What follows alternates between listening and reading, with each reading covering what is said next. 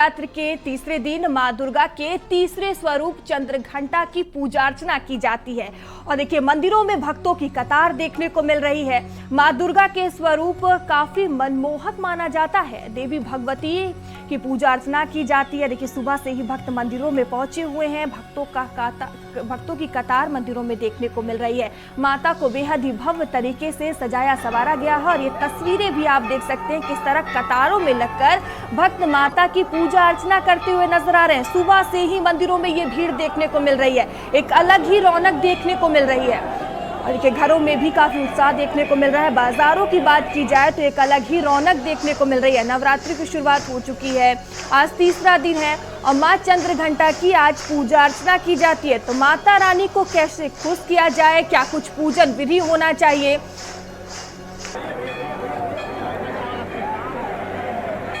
इसकी हम बात करेंगे। क्या कुछ पूजा अर्चना होना चाहिए, किस तरह से माता रानी को खुश किया जाए, इस तरह के तमाम सवाल भक्तों के मन में चल रहे हैं और इसके जवाब देने के लिए हमारे साथ स्टूडियो में गुरुजी मौजूद हैं। गुरुजी, आपका बहुत बहुत स्वागत है भारत समाचार पे। नमो नमः। गुरुजी देखिए, आज शारदीय नवरात्र की शुरुआत हो चुकी है, आज तीसरा दिन है। जिस तरह से हम सब जान रहे हैं कि आज माता के तीसरे स्वरूप चंद्रघंटा की पूजा अर्चना की जाती है, तो क्यों मां चंद्रघंटा की पूजा अर्चना आज के दिन की जाती है और कितना खास है आज का दिन? देखिए, तो सबसे पहले तो आपको और सभी दर्शकों को नवरात्रि की हार्दिक शुभकामनाएं। तो जैसा कि आपका प्रश्न है कि क्यों की जाती है माँ चंद्रघंटा की पूजा, तो सबसे पहले तो ये समझ लेते हैं कि नवरात्रि ही क्यों मनाई जाती है। नवरात्रि एक ऐसा त्यौहार है जो हर 3 महीने बाद 9 दिन के लिए आता है। तो 2 नवरात्रि ऐसी होती हैं जिन्हें हम मनाते हैं, 2 नवरात्रि ऐसी होती हैं जो नहीं मनाई जाती गृहस्थ जीवन में। तो जो ये नवरात्रि है, शारदीय नवरात्रि, इसे अश्विन नवरात्रि भी कहते हैं। इसमें हम जैसे कि बाकी सारी नवरात्रियों में हम अपने 9 जो हमारे 7 रस और 2 और दूसरे हमारे 2 रस यानी चित्त और अहंकार, 7 रस जो शरीर में होते हैं, उसके अलावा जो 7 चक्र होते हैं और उसके अलावा लोभ और मोह, इन सब का दमन करते हैं। इन चक्रों के ऊपर विजय प्राप्त करने के लिए हम नवरात्रि के त्यौहार को मनाते हैं। तो जैसा कि आज हम सबको पता है कि आज तीसरा दिन है, माँ चंद्रघंटा का दिन है। तो कहानी तो ये कहती है, कथा ये कहती है कि महिषासुर थे, महिषासुर ने देवलोक पे अपना आक्रमण किया और उसके ऊपर विजय प्राप्त करने के लिए परेशान किया सारे देवताओं को। तो सारे देवताओं ने मिल करके त्रिदेवों से कहा कि भाई ऐसा है, हमको कोई तो वरदान दीजिए, कोई तो ऐसी चीज़ दीजिए जो हमें इनसे मुक्ति दिलाए। तो सारे देवताओं ने, सारे भगवानों ने एक आदि माता का स्वरूप बनवाया। आदि माता में एक सारे अपने शस्त्र दिए और सारी शक्तियाँ दी। तो उसके लिए नवरात्रि का त्यौहार कथा के रूप में तो ये है, पर इसका आध्यात्मिक महत्व बड़ा तगड़ा है। वो ये है कि क्योंकि सावन से शुरू हो जाता है, तमस का महीना, जहाँ पे तमस बढ़ जाता है, तम बढ़ जाता है, जिसमें गैस बढ़ जाती है, राहु बढ़ जाता है, लोगों के पेटों में तरह तरह के विकार हो जाते हैं, शरीर तरह तरह से परेशान करने लगता है। ऐसे में हमें शरीर में अपने चक्रों को साधना होता है, कुछ औषधियों के माध्यम से, कुछ मंत्रों के माध्यम से, और अपने आसपास के वातावरण को तम मुक्त बनाना होता है। तीसरा दिन जो होता है चंद्रघंटा माता का, आज तक महागौरी, आज तक देवी के काली स्वरूप की पूजा की जाती है और आज के बाद महालक्ष्मी स्वरूप की पूजा की जाती है, यानी कल से महालक्ष्मी स्वरूप की पूजा की जाएगी। तो चंद्रघंटा माता की कहानी ये है कि जिस दिन शिव जी ने पार्वती जी का वरण किया था, उस दिन पार्वती जी ने अर्धचंद्र को अपने सिर के ऊपर धारण किया था और साथ में एक घंटे जैसी आकृति को धारण किया था, जिससे उस आवाज़ से, घंटे की उस आवाज़ से बुरी शक्तियों का नाश होता है, ऐसा माना जाता है। आज के दिन का तो कुछ मंत्रों के हिसाब से और कुछ श्लोकों से मैं आपको कुछ बता देता हूँ कि कैसे पहचाने कि माँ चंद्रघंटा कैसी दिखती हैं और क्या है।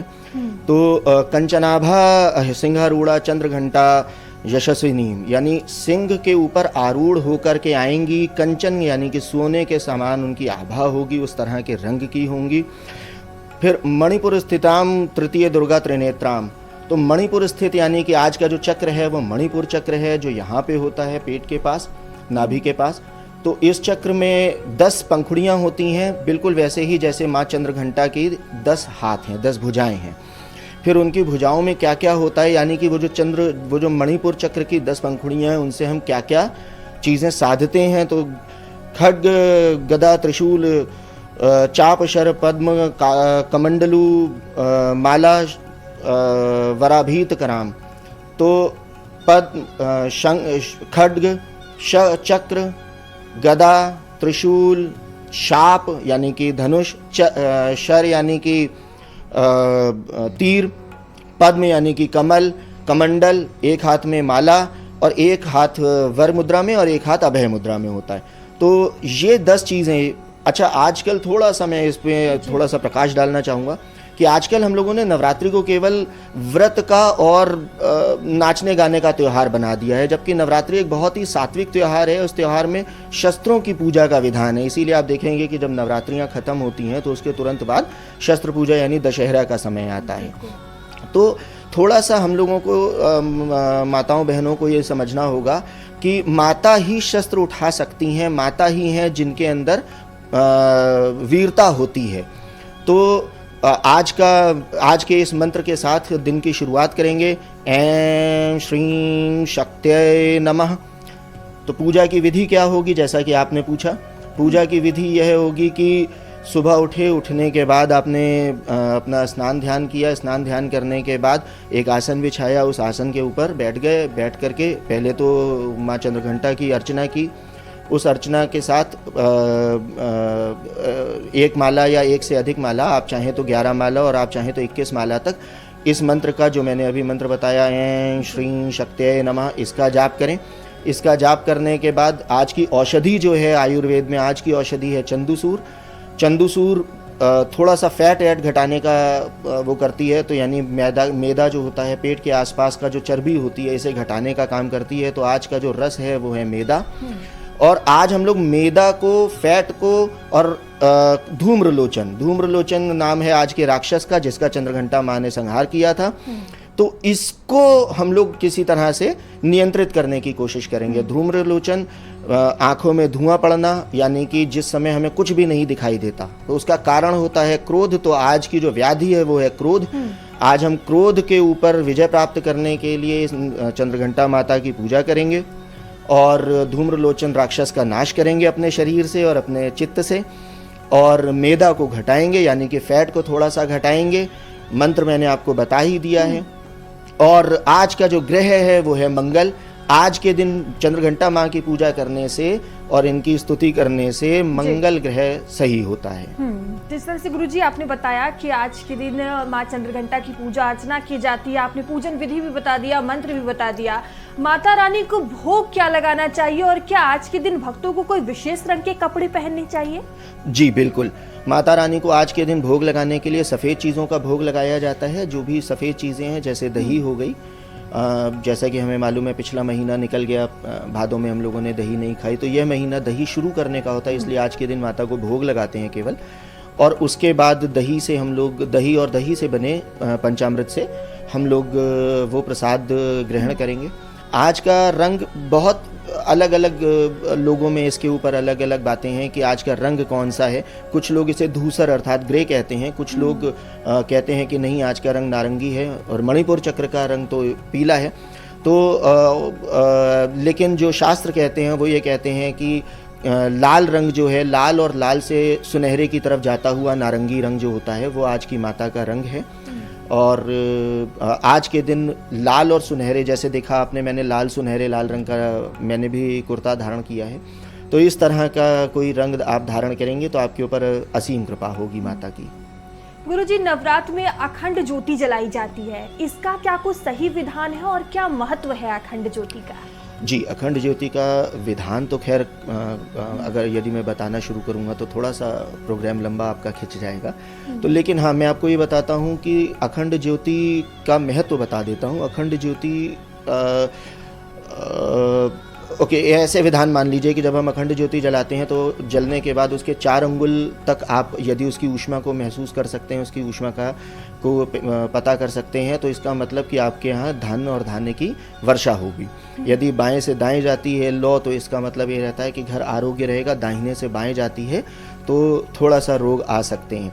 तो ये चीज़ों का ध्यान रखेंगे। हाँ, अखंड ज्योति ऐसी होती है कि हम लोगों ने ऐसा मान रखा है, और हम लोग क्योंकि पूरे 9 दिन के लिए माता का आह्वान करते हैं, कुछ लोग 7 दिन के लिए, कुछ लोग 8 दिन के लिए, पर 9 दिन के लिए हम लोग माता का आह्वान करते हैं। और हम उन दिनों में माता की आरती अखंड ज्योति से करते हैं। माता के सामने उस ज्योति को जला करके ये प्रार्थना करते हैं कि माता अपने सभी देवताओं के साथ इस ज्योति में समाहित हों, और यदि इस ज्योति को खुला नहीं छोड़ा जाता, अकेला नहीं छोड़ा जाता, सूने घर में नहीं रखा जाता, कोई ना कोई इसके साथ हमेशा हो यथासंभव।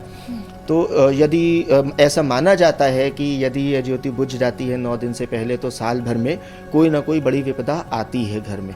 तो एक बढ़िया तरीका, अच्छा तरीका यह होता है कि एक बड़े वाले दीपक में बड़ी सी बाती लगा करके उसमें घी अथवा तेल सामर्थ्यानुसार डाल करके ऐसे रखें, और उसे बार बार कुछ घंटों में चेक करते रहें, उसे थोड़ा सा देखते रहें कि कहीं ऐसा तो नहीं कि जो ज्योति है वो बुझने वाली है। तो ज्योति का थोड़ा इस चीज़ का ध्यान रखें, और ऊष्मा का ज़रूर ध्यान रखें कि यदि ऊष्मा 4 अंगुल तक नहीं आ रही है तो उसकी बाती को बढ़ा लें, ताकि घर में धन और धान्य बढ़ा रहे।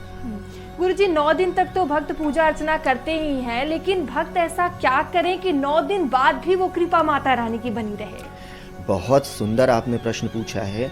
तो सबसे पहले नवरात्रि का हम दर्शन समझ लेते हैं। नवरात्रि का दर्शन ये है कि हम हर समय सब लोगों की पूजा करते रहते हैं, सभी देवताओं को अपने घर में आमंत्रित करते रहते हैं, लेकिन हर 3 महीने में कम से कम 9 दिन ऐसे होने चाहिए जब हमें महिलाओं को और बच्चियों को, जो छोटी बच्चियां हैं, उन बच्चियों को माता की तरह पूजें।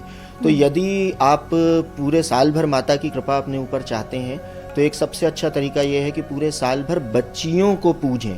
जो बच्चियां हैं उनमें माताओं को देखें, और न सिर्फ बच्चियां, आप देखेंगे कि जब हम लोग प्रथम शैलपुत्री से आरंभ करते हैं और अंत में सिद्धिदात्री तक जाते हैं, तो आप देखेंगे कि ये पूरी बच्चियों के बढ़ने की आयु है कि पहले शैलपुत्री के रूप में, फिर ब्रह्मचारिणी जो किशोरावस्था में, फिर आज चंद्रघंटा जिस दिन शादी हुई है, ऐसे ही फिर बढ़ती चली जाएंगी स्कंद माताएं, और उसके बाद धीरे धीरे। तो आप देखेंगे कि हमें महिलाओं का सम्मान, महिलाओं की पूजा यदि करते रहेंगे, और महिलाएं यदि पूरे साल भर ये सोचती रहेंगी, घर की महिलाएं, गृहस्थ महिलाएं, कि हम ही देवी हैं। बिल्कुल, भक्त ऐसा करेंगे तो कृपा उन पर बनी रहेगी। अमोल राज जी, आपका बहुत बहुत धन्यवाद तमाम सवालों के जवाब देने के लिए। फिलहाल अभी के लिए हमारे खास कार्यक्रम में इतना ही। आगे आपसे फिर होगी मुलाकात, तब तक लिए बने रहिए भारत समाचार के साथ। नमस्कार।